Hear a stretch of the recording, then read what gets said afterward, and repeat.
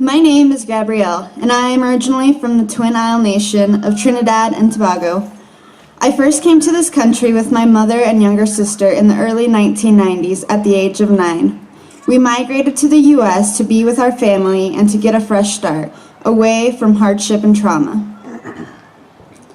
Being undocumented came with years of confusion, anxiety, and fear, and managing all that while assimilating and blending into the African American community. I felt like I was in a crowd sharing in the blackness around me, but alone in the secret of not having legal immigration status. In November 2012, while awaiting the decision on deferred action for childhood arrivals application, I came out of the shadows. Despite feeling fearful, I was motivated to publicly reveal my status because I needed to stand up and speak out and take ownership of my identity, even if just for the mere purpose of letting other people know that they are not alone. As a Black undocumented immigrant, you can feel alone and erased from the current immigration reform debate, but also glossed over in the discussion surrounding the pursuit of justice in the Black Lives Matter narrative. I would be lying if I didn't tell you that this has sometimes left me asking myself, where do I fit in? I was so excited about the undocumented and Black covenant because it meant examining and addressing the intersection of our Blackness and immigrant experiences, as well as we gathered in fellowship, organized and developed a network that will finally carve out a place for me and others to fit in.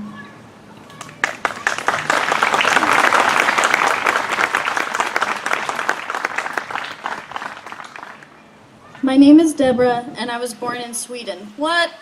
I know. What was a Black girl doing in Northern Europe? Well, in order to answer that, I have to share a bit of my parents' story. My mom and dad were both born and raised in Ethiopia, but after a dictator, a famine, and civil war ravaged our beautiful motherland, they sought refuge in Sweden.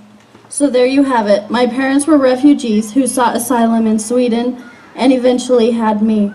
Just before my 4th birthday, my mom decided that she could not keep raising me alone. So we moved to America to join my father, who was pursuing his education and who we eventually joined in Texas. I don't remember Sweden, not the snow or the IKEA furniture, but I do remember being made fun of for only speaking Amharic and Swedish, as my parents enrolled me in a Texas school.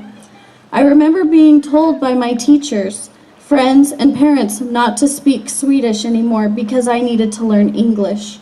As I got older, I remember being told to change my clothes, my mannerisms, my speech, my ambitions to match that of their expectations. Expectations which were constructed without any understanding of what my experiences were. Society wanted me to be more American, or at least African American. So I would overcompensate by changing small parts of who I was, to which the immigrant community responded by saying I'd forgotten where I have come from. I was never American enough. I was never immigrant enough. I was never Ethiopian enough, and I've certainly never been Swedish enough. It wasn't until I was in high school that I learned of my legal status or lack thereof, and little did I know what role it would play in leading me to my current circle of friends, my chosen family, and my organizing experience. I was grateful for the opportunity to attend the Undocumented and Black Covenant, where people with similar but very different experiences were able to share their stories so we could heal together, where being me was enough.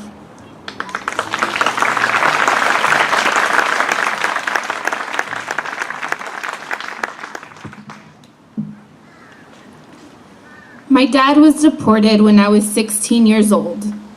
I know he is somewhere in the Dominican Republic, if he is still alive. I try not to think about it too much because there are so many questions and nobody to answer them. I'm now 22 years old, and sometimes I wonder where he is and what he is doing. I know that he would be proud of me getting my bachelor's degree and becoming a teacher and a coach. Even though I don't have a good relationship with my mother and only lived with my father for a few years, I thank them wholeheartedly for their sacrifices. They have no idea where I would be at 22. But it was thanks to them that I was born and raised in a place with unlimited opportunities. Emilia.